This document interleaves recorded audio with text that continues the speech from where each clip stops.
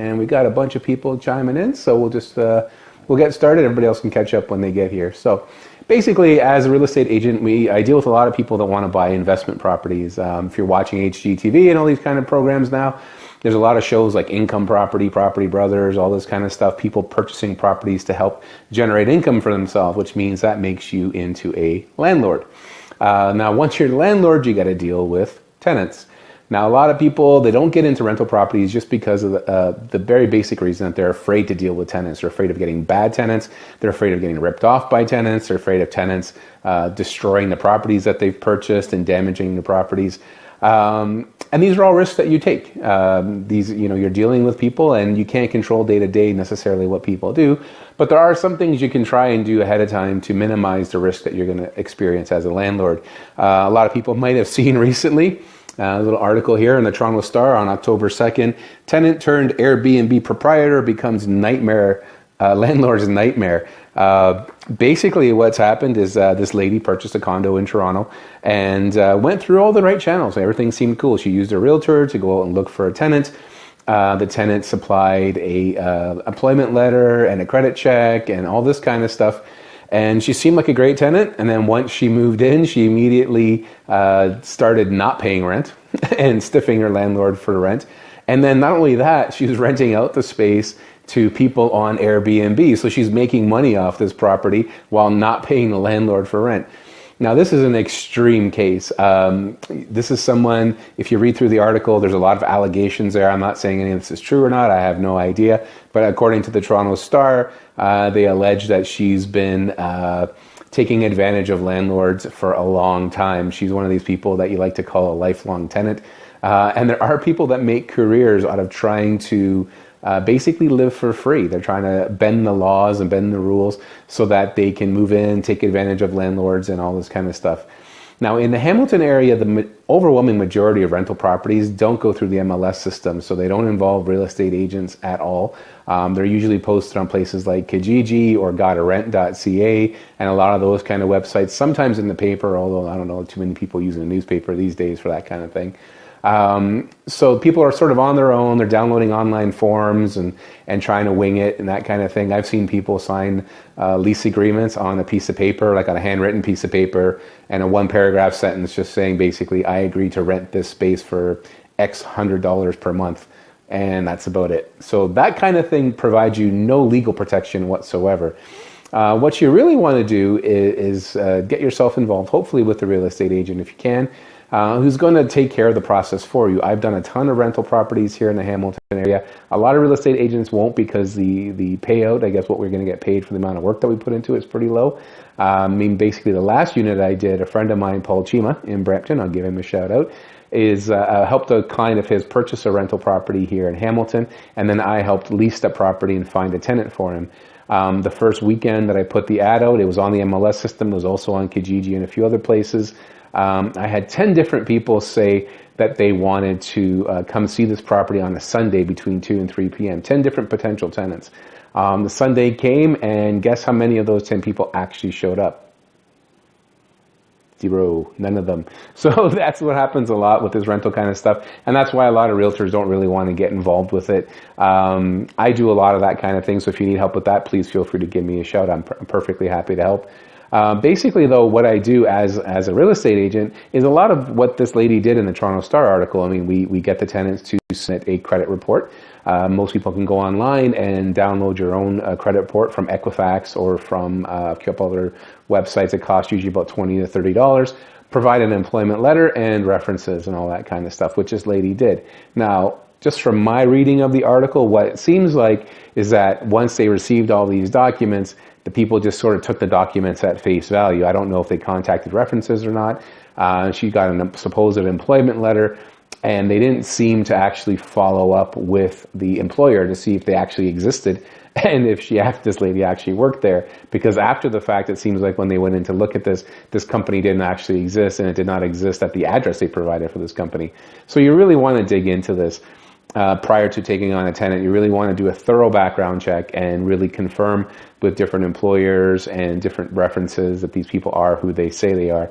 Worst comes to worst, as a real estate agent, we can actually pull the credit report for you. So hopefully these people aren't trying to falsify those kind of documents, and we can actually request it for you. There's a fee that goes with that, and then we can actually do it on our own independently of the tenant themselves and kind of give you a bit more peace of mind that way. Ultimately, there is a risk.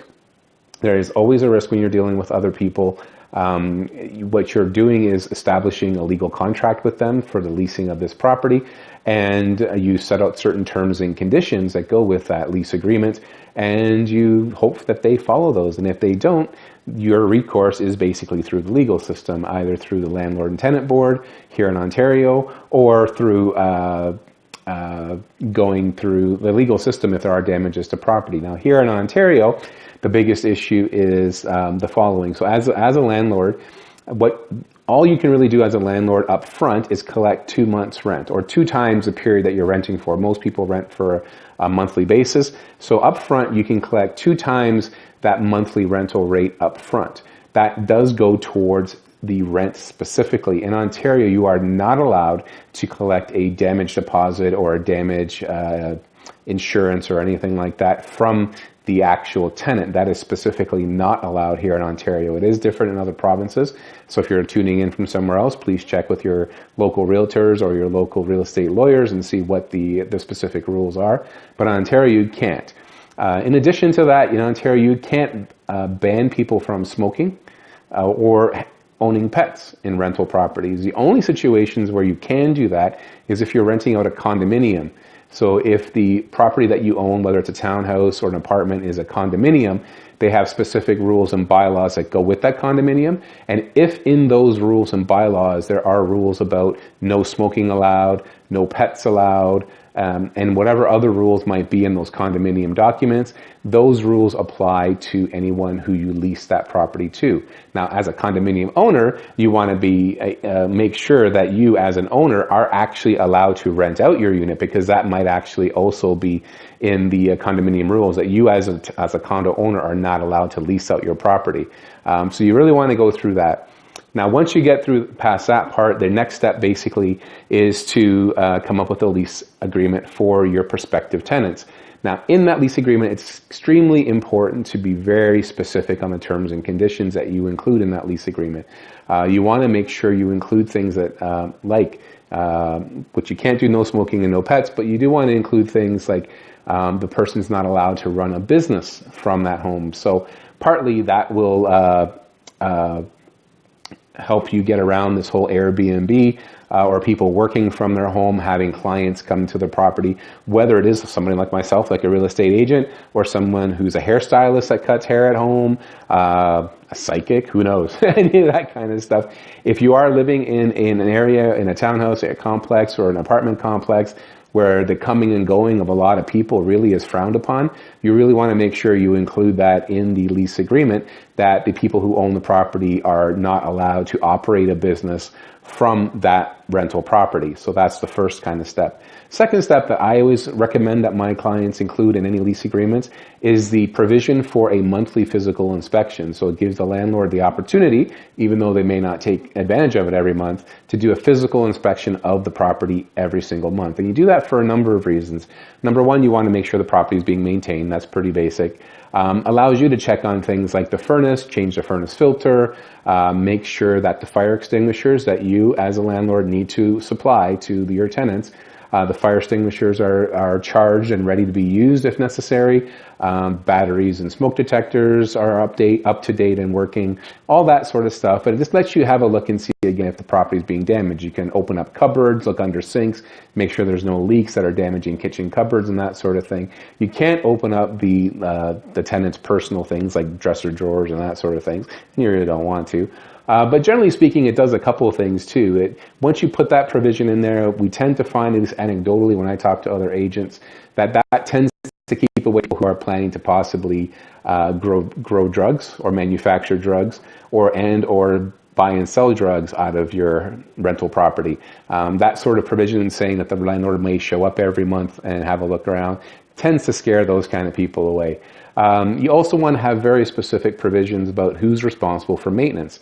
You may have to include, if you're just renting out a house or a townhouse, that the tenants are responsible for mowing the lawn, making sure the garbage is put out every week in a responsible manner, shoveling snow, any of that sort of exterior maintenance that's required for the house. If you're not willing to take it on yourself, you better make sure it's included in the rental agreement, and that the tenants are aware of that and sign off on that kind of thing. I tend to always add a provision that if they don't do these kind of things, so if they don't shovel the snow, if they don't mow the lawn, and you get any bylaw infractions as a result, somebody slips and falls and you get sued, or the front lawn is out of repair and the city has to come by and cut it and then send you a bill, which does happen, that the tenants assume responsibility for that as well, and you get that in writing up front. As long as it's included in the contract and they read through it, they have the opportunity. Also, another condition that should go in there is that they have the opportunity to seek legal counsel. So that once you have this document, that the tenants have the opportunity to take that document and review it, and potentially go off and visit with a lawyer or some other type of paralegal to review the documents and make sure that they're satisfied that they understand the documents and that they're willing to sign off on what those responsibilities are. A number of other provisions you can include: who's responsible for the hydro bills, who's responsible for the gas bills, the water bills, the water heater rentals. You want to be as specific as possible.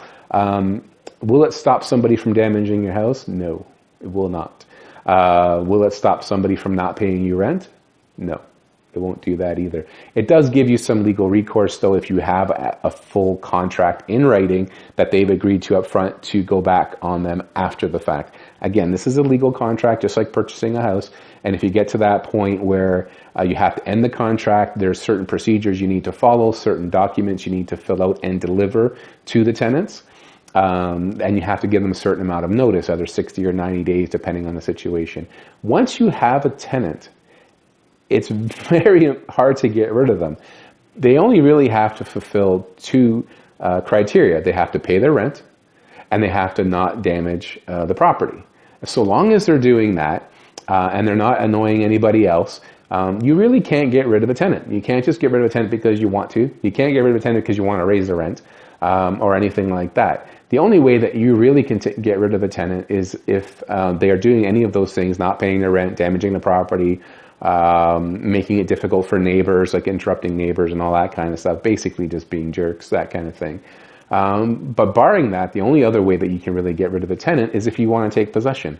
So basically, if you're planning on moving into the property, if you're not going to be renting it out anymore, or if you're going to have your children move into the property, or you're planning to sell the property and the people who are buying the property plan on taking possession.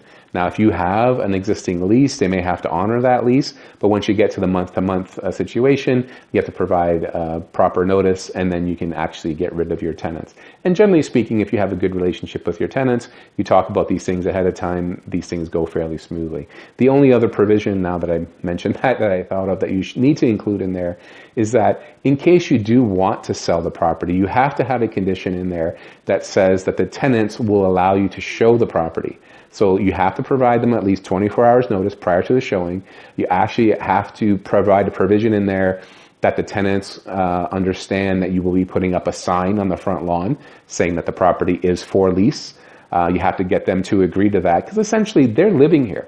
So you as a landlord are renting out this property to them, but you can't interrupt their lives. So I mean, like, there's only so many things that you can really take care of. If they want to move into the house and put beanbag chairs everywhere and meditate all day long and whatever else they want to do to it, as long as they're not damaging the property, you really can't say anything to them. I mean, that's their life. They have to live their life the way they want. They are entitled to quiet enjoyment of the property, just as anybody else is who owns a property. The only other things you can do, again, if they are smoking in the property, again, you can't deny that unless it's in the condo documents. But if it causes damage to the property, if they're smoking so much that the actual property is damaged as a result, and you have to paint and replace various items like carpeting or something like that because of the smoking, then you can go back to them after the fact and pass on the bills for that. But you have to be able to find them and go after that. So you really have to be careful. There are risks involved, but there are ways to protect yourself. The best way is to be involved with people like myself that do a lot of rental contracts for people who's has some experience with lease agreements. And I can also get you in touch with our in-house legal team. I know specifically a couple of the lawyers on our legal team who spent many years litigating cases of tenants versus landlords and spent a lot of time at the landlord-tenant board with different kind of complaints. And they're very experienced, very knowledgeable, and they'll be able to help you if you decide to go down that path and become a landlord and purchase an investment property. That's probably the best way to go about doing it. Just seek as much advice as you can. Be thorough. Don't take people at their word. There are people out there who try to game the system and try to game landlords and that sort of thing. So if they provide you an employment letter, make sure you contact their employer, make sure they're legit, or have a real estate agent do it for you. And just be very cautious and understand that there are risks. And at some point, it's very possible that you will get a bad tenant, and you have to know what the procedure is to get rid of them. The series of documents that are involved, the timing of the documents that you need, how much time you have to get them to get out of the property before you can actually get them evicted. So all these kind of information is available to you. If you want to talk to me about it, please feel free to private message me here, leave a comment below, contact me by text or phone. I can be reached at 289-237-9896. You can reach me at Tony@thegeekyagent.com. Visit thegeekyagent.com, find me there or anywhere on social media, Twitter, Facebook, YouTube, Instagram, at The Geeky Agent. Find me on YouTube, youtube.com/The Geeky Agent. All these videos are posted there, including ones where I talked about the new mortgage rules and purchasing investment properties and other things like that, properties for sale, and some fun stuff too. So if you're really interested, please have a look. I'd love to hear your comments and questions. Let me know how things are going. And as always, I hope you have a great night, and I'll talk to you soon. Take care, guys.